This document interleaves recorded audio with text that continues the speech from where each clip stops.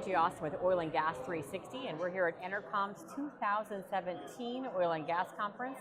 And we're joined today by Johnathan Wright. Johnathan is the President and CEO with NuVista Energy. Welcome, Johnathan. Nice to be here. Now, you've been to the conference before? First time, actually. First time? Yeah. Wow. Well, so far so good. First day, everything's going well? Absolutely, yeah. Really great attendance so far. So. I interviewed someone earlier that's been coming since 1995.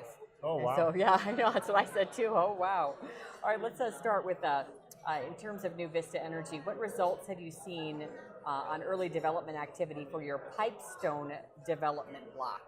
So in Pipestone, that's one of our newest emerging blocks. So we've just drilled one well in there so far, and we're about to complete it, and therefore we'll get production results. We really like the way it drilled. We like the look of the rock. But the main thing about that play is we're completely surrounded by a lot of wells from other companies, primarily EnerCom.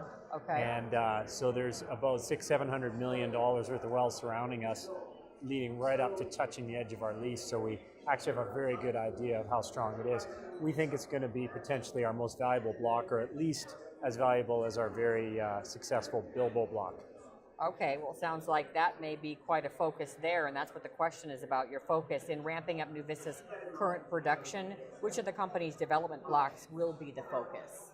So we just finished, and we announced this, we just finished filling up our first primary and most valuable block, which is Bilbo. It has an 18,000 BOEs per day capacity, that's barrels of oil equivalent. And that's a good mix of condensate and natural gas. We have about 60% of our revenue and about 30% of our production comes from the condensate, which is a very light oil, gets a premium to West Texas pricing. And then approximately 40% of our revenue comes from the natural gas. So in Bilbo, we're full now, and in fact, we've pushed it beyond 18,000 to 20,000 BOEs per day capacity so far. And then the Elmworth block, which is our second block that we had built a large facility on, is currently growing to its capacity of 16,000 BOEs per day. It'll hit that this quarter because we're growing quite rapidly right now, growing approximately 40% from Q1 to Q4 of this year. And then as kind of shown in our corporate presentation, the next block is Gold Creek, which we're bringing on wells steadily through this year, and we've had great success there, and that was the one that's going to continue growing until Pipestone starts up in the 2019-2020 timeframe, all of which gives us that line of sight to 60,000 BOEs per day, which is our current targeted growth plan. Okay. Well, speaking of Pipestone, NuVista characterizes Pipestone, that asset, as an emerging development block. Can you give us some detail on what you're expecting out of it? Yeah, currently we're just designing for 10,000 BOEs per day because it's a really beautiful looking block with, we think, very good production characteristics and very high condensate ratio, so it's very valuable, but it is a little bit smaller in size and footprint than our other three blocks, and so currently we're just planning for 10,000 BOEs per day out of our 60,000 growth plan from there. Okay. But we do hope and intend to expand that. And one of the primary reasons is it's a little bit Permian-like in that there's 4 benches there, and everything we've assumed we're going to produce from, we've only assumed one bench so far. Okay. And we already know that EnerCom, for example, has drilled into a second and potentially a third bench now. We intend to do the same thing. As I said, we've just done our first well, so it's just the beginning, so we don't want to get over top of our skis, to use a Canadian term, and only go one step at a time, promising what we know we can deliver. And as we prove up more of the layers, then we'll be able to expand our development plans in that area. All right. Well, let's talk about what you mentioned about the clear line of sight to the 60,000 BOEs per day. So how do you intend to reach that mark, and is there a timeline? So getting into more specifics about that 60,000 goal and the timeline and how you're going to do it. For sure. So a couple things there. First of all, about 5 years ago, we had really no Montney production, one well, and we started piloting to prove up the play. Since then, we went into early and then full development, and we've grown to our current rate, which is 28,000 to 31,000 BOEs per day is this year's guidance, and we're right on track to deliver that. So we're very pleased with that. So you can see we're halfway towards the 60,000 BOE per day growth plan. Now, in order to make that happen, you have to prove up the inventory, and I think those that follow us closely know that that inventory is well proven. We have 450 wells that underpin the take-or-pay contracts we've signed to be able to drill that, fill it, and actually keep it flat for 10 years plus.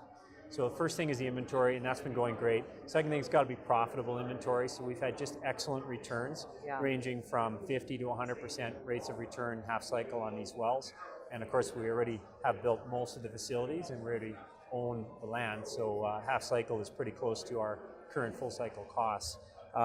And then the next thing is you got to have the line of sight, so you got to make sure you can deliver the product. So we have signed midstream contracts with several midstreamers in the area that underpins 100% of that 60,000 BOE per day growth plan in some nice steps that allows us to step into our production annually as we continue to grow.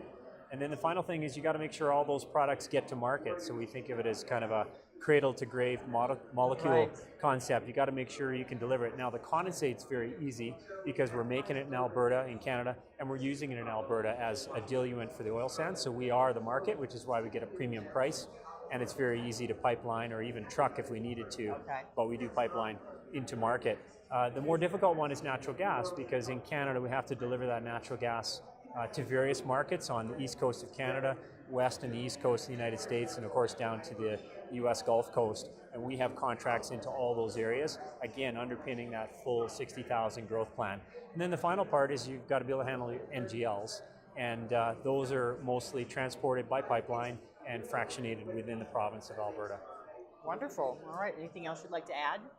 We're just, we've never looked better, I guess, as a company. It took a long time to transition out of the various non-core plays that we were in. We sold all of those plays and used that money to fund our launch into the Montney, and I have to say it's turned out better than we ever expected. We have tremendous rates of return.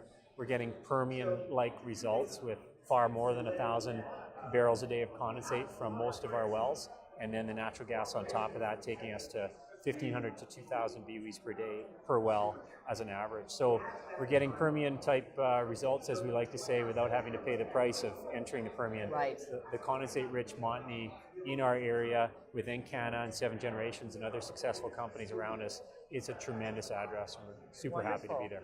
Yeah, it sounds like it's an exciting time for your company. It is. Well, thanks for joining us. Thank you very much. I'm Angie Austin with Oil and Gas 360, and again, Johnathan Wright. Thanks to you, Johnathan, President and CEO of NuVista Energy, and we're at EnerCom's Oil and Gas 360 2017 conference. Thanks for joining us.